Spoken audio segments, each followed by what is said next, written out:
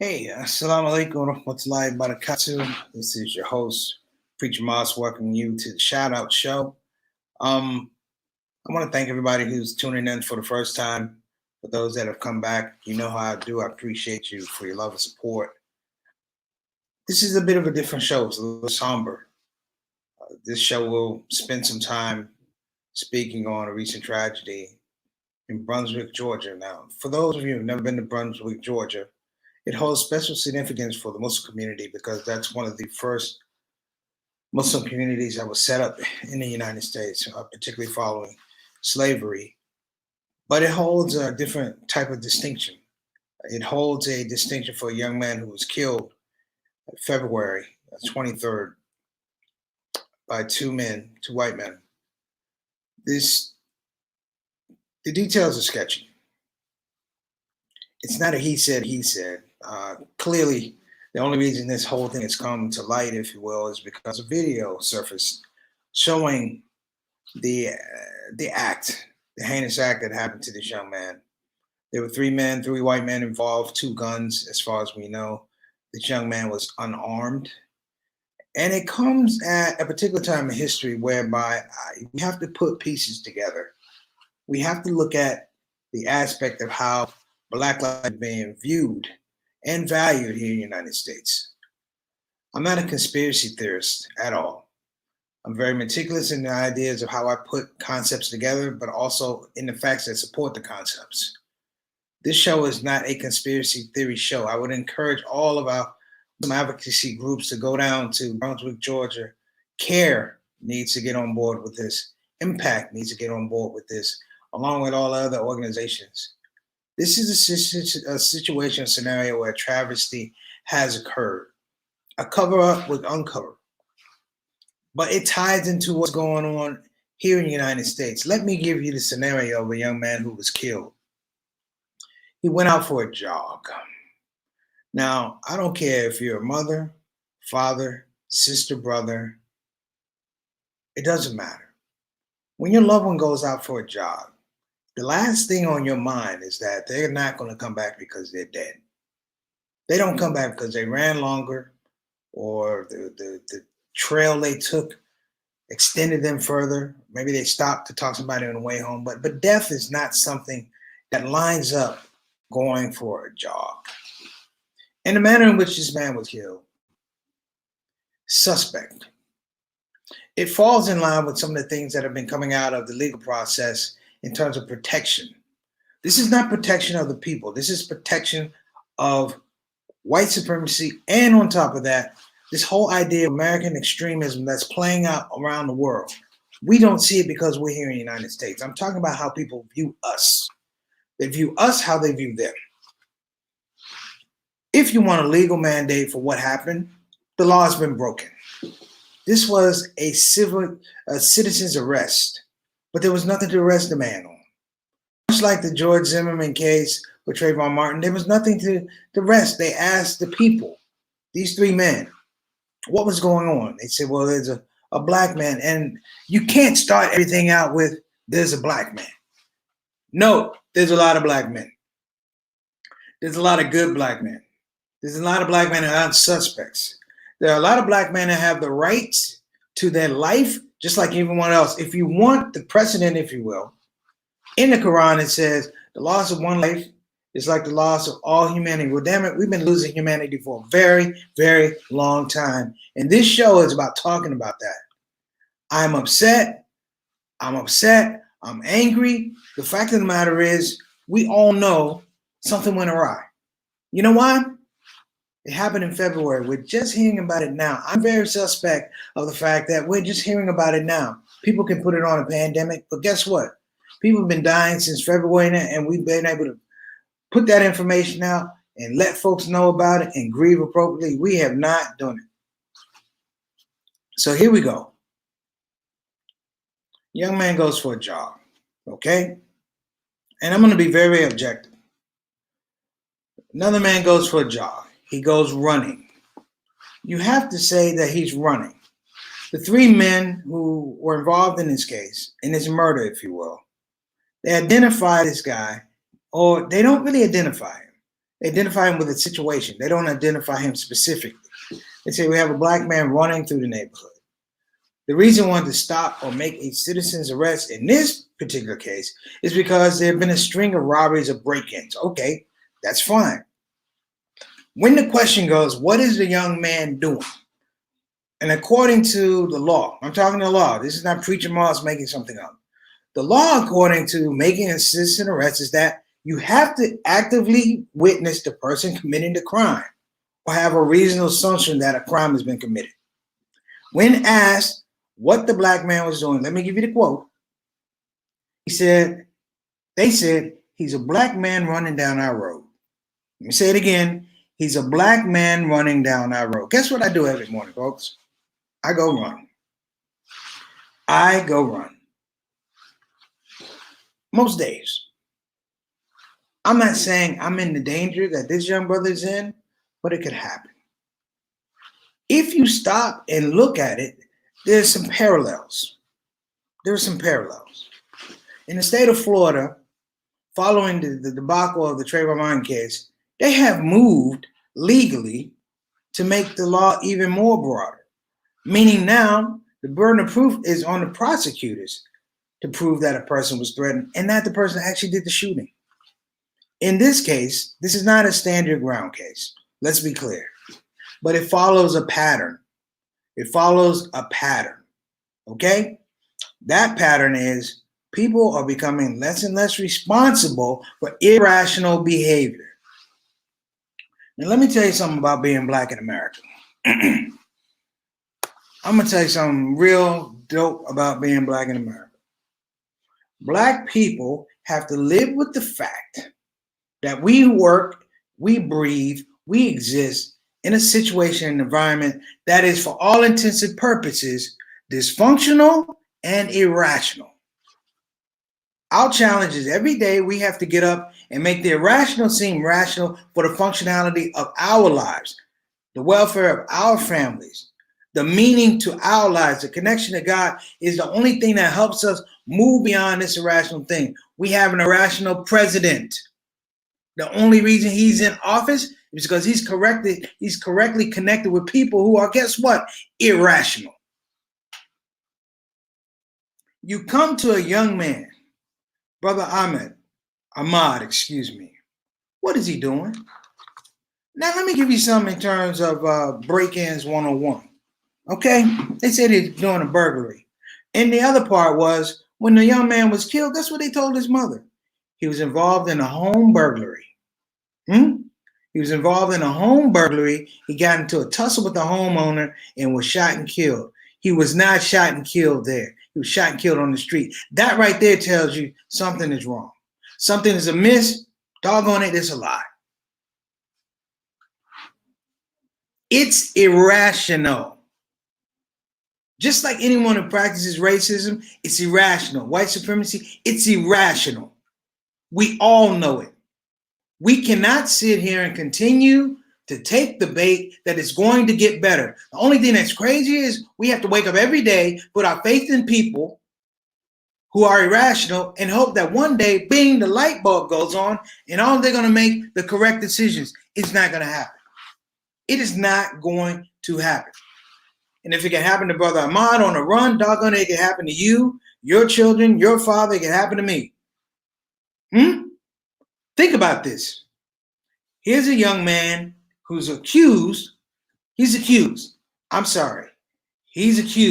of possibly being, possibly. Does that mean that people get to chase you down, cut you off in traffic, impede your run, impede your progress, come to you with rifles and going, we want to talk to you? I'm sorry. That's a scene out of Rosewood. And this kid does not look like Ving Rhames. You understand what I'm saying? anger does not begin to touch this thing. If you want to know clearly, I'm pissed and I'm hurt. Because tomorrow, guess what? Black people, we got to get up and we got to make sense out of the irrational. We cannot continue to do that. I'm not going to do it on the ShOUT show. I'm going to spend all the time I want to understanding and sharing to the folks that, you know what? We cannot put ourselves in the hands of folks who are irrational. They don't make good decisions. How are you going to tell folks, even in Georgia, go on out, open your business. It's okay. While the numbers for infections for coronavirus, COVID-19 continue to rise. Where can people actually say we don't know? This thing right here, I'm not going to even get into it. I'm not going to get into it because you know what? We know what it is. And you can bury your chin in your chest and look down, but you know what it is. People thought they could get away with it. That's the most basic thing in the world. People thought they could get away with it. Just because you have police officers, you got good police officers, but doggone, you got bad police officers. You got the ones that follow the laws, you got the ones that break the laws. I'm not saying all white people are bad. No. I'm saying the ones that were involved in this situation, they were bad. They were wrong. And they thought they can get away with it. Just the fact that people have to move away from their activity, they have to recuse themselves. I'm sorry, folks. Guilty. Guilty. Why are they guilty? Why are they guilty? It's not that they committed a crime. It's just that they thought that they had the right, the privilege, the space, the agency to stop somebody on the street. Let me ask you a question. Have you ever tried to stop somebody on the street that you don't know?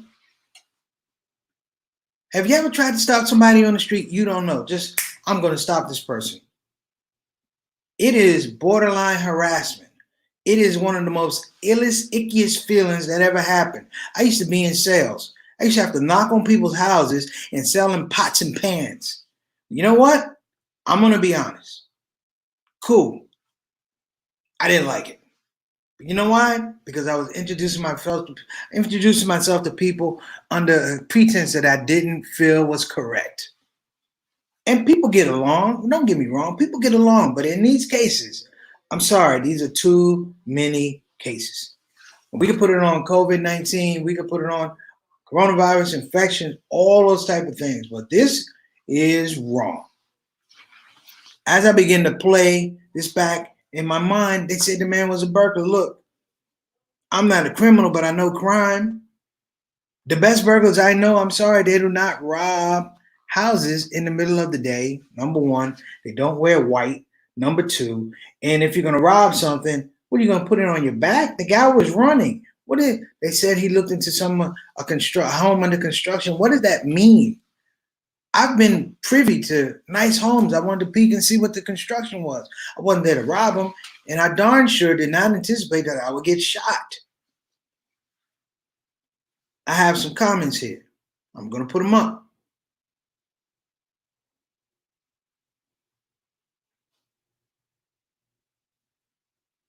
Okay. Sam, police feel a human. Not all humans are saints. You're exactly right. My brother said this. Yeah. Here's my thing. The radio station that posted these videos, all of a sudden they took them down. Could it be that the video was incriminating? Could it be that the video told us the truth? I've never, ever gone on a run, gone on a jog with the idea that I could be shot. If I ran on the roadside, I could be hit by a car. You plan for that. If you're on a track, you're going to have to deal with other people on the track. You may have to move your lanes. These are minor things. I think this goes into a deeper question about what is going on in the United States in terms of Black life. And if I'm talking about Black life, I'm talking about all life.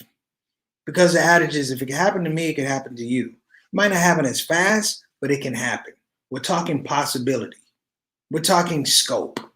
We're talking people now who are running around in the streets under the auspices of they don't want to shelter at home anymore. Fine, but why do you show up in the street with rifles? Do these things connect? Yes. You are 100% correct. I said this on Instagram. What you have now is a quality of life where people feel as though they're God. And if you watch that video, there was no hesitation in the actions of those men. There was no hesitation. There was no questioning.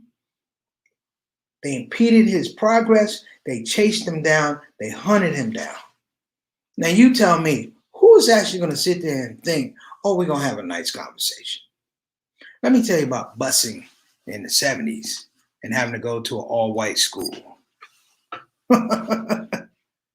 When 6 kids, white kids on the corner say, there he is, they're not trying to have a conversation. You better know how to run or you better know how to fight, or both. I learned both. Now, this is not to cast aspersions on anybody, and this situation is horrific. What I'm saying is, let's begin to look and peel back some things. So you had the Trayvon Martins, the Mike Browns, the Tamir Rices. There's a pattern here. It's a blatant disregard for privilege. Black men, black women, people of color, people poor are slowly losing the right to privilege to have motion, privilege to grow, privilege to be able to question society. This is one of the most disturbing things about this is the fact that it happened late February. We're just hearing about it now. I don't want to hear about these type of things in happenstance. The only reason that we're talking about it, myself included, is because a video leaked. A video leaked. If you're from LA, you know about a video leak, and it was the Rodney King beatings. Nobody believed it. Oh, someone's lying. You know what? They beat the man mercifully, and without mercy. They beat the man mercifully. And you know what? We would have never believed it if it wasn't for what? A videotape. You now have laws that say you can't even videotape. If the police are there and something's going down, you can't videotape. The police weren't there in this situation, thank goodness. But the justice, the laws are under question. Why are these men walking around? This kid is not walking around anymore. Why was he running? He was a football player. Evidently, pro football players knew about this kid. The guy was a football player. He's in shape. Guess what? To stay in shape, you go running. I'm looking at the situation, man. I'm looking at the scenario. And I'm going to say it, doggone it. There's a quiet effort to start moving the idea of strong black men out of the space. I've been watching commercials lately. This might tick somebody off, but who cares? I've been looking at commercials lately. I saw a commercial where a little black girl was sitting on a bench, obviously waiting for her parents. That's the setup in the commercial. The man that comes to the door is a white man.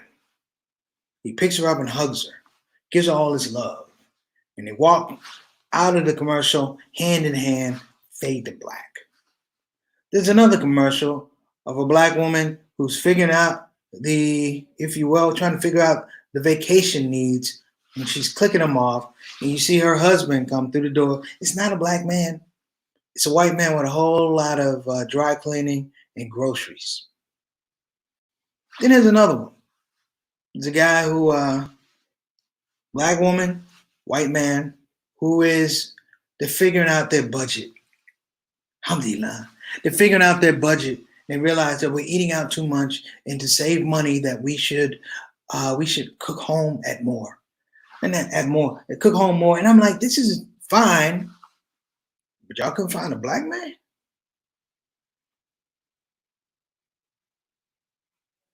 Not one. Especially when it comes to family, because there's rumors out there about black men not being good fathers or absentee fathers. Now you're just taking us out of the commercials. Well, those are commercials. You can live or die with those. But this right here, brother Ahmad, this is real life. This is happening across the country.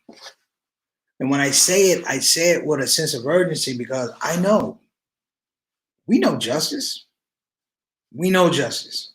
Black people know something. When you go to court, you wear a suit. You know why? You're not looking for justice. You're just trying to fit in. Hopefully someone looks at you as a lawyer as opposed to a felon. If I have to increase this idea, I'm going to increase it. We may do another show about this, but I'm not going to let it go. And I'm going to challenge the Muslim community to stand up. You know why? Because we'll stand up for Somalia. We'll stand up for Pakistan. We'll stand up for India, Bangladesh, floods, hurricanes, all of that. I'm cool with that. But doggone it, stand up for this black man in Georgia. I want to hear from CARE Georgia. I want to hear from CARE National. Every CARE office around this place should be standing up. People, I'm not going to ask you to watch the video. That's on you. But let me tell you how cold this video is. Let me tell you how I came to it. It didn't come from a news source, CNN. No, it didn't come from CNN or Fox News or MSNBC, CBS, ABC. I caught it on a blur from TMZ. TMZ. And for a moment, I was like, this can't be possible because it's TMZ. I question their credibility. Well, doggone it, they've been right on the money lately. Extremely on the money. Today, we all need to say, listen, there's a ticker at the bottom of this screen that says, run with Mod. Go to that place. Go to that spot. Sign on the petition. But this is wrong. The worst thing a parent ever has to deal with is the death of a child. It may seem morbid, but all of us that have children, we all plan to go before our children. That's the way it is. In our mind, we put that that's a natural occurrence of things. That a parent has to watch her child go before her under the most suspect circumstances is mind-blowing. It's heartbreaking. I earlier said the loss of one life is like the loss of humanity. Well, you know what? For a mother or father, multiply that by 100. And the fact that people are still walking around thinking that it's okay, that they breathe in air and breathe it out and they have no responsibility, they're not culpable for the loss of a life, is something that's always been befuddling to me. I've watched the movies. I've watched the news. Lately, they're getting closer and closer. Is it an issue now that there's no place in society for the black man? We have an election coming up. What does it say when one of your election strategies is to make sure that black folk are disenchanted so they don't come to the polls? Not that they come and challenge and question your strategy. We just don't want you. I can tell you this, brothers and sisters. You may not like this, but in the state of Georgia and in the city of Brunswick, they're going to be missing one vote this year.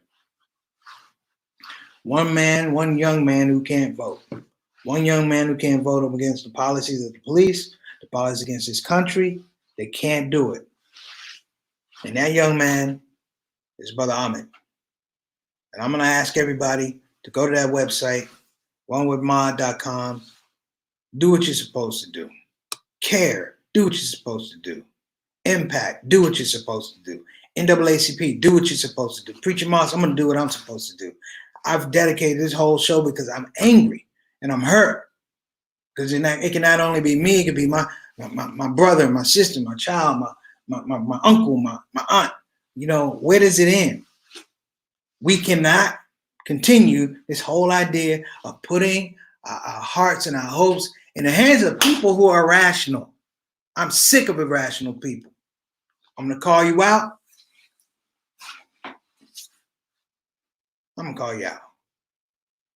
I'm going to say this. I'm sorry about the shout out show right now. Layla, thank you. It's Big Sis. I'm gonna conclude the shout out show right now because I gotta go do more homework. I want to know more about this situation. I'm not gonna trust I'm not gonna trust getting facts from irrational people. Just like we were getting facts about COVID-19 from who? Irrational people. Well, I hope you guys put the brakes on this foolishness because I plan to. My name is Preacher Moss. If I offended you with the truth, it is what it is. If I made any mistakes in my emotional outburst, it is what it is. But I'm going to tell you this, I didn't lie to you. Preacher Moss Shout Out Show. See you tomorrow.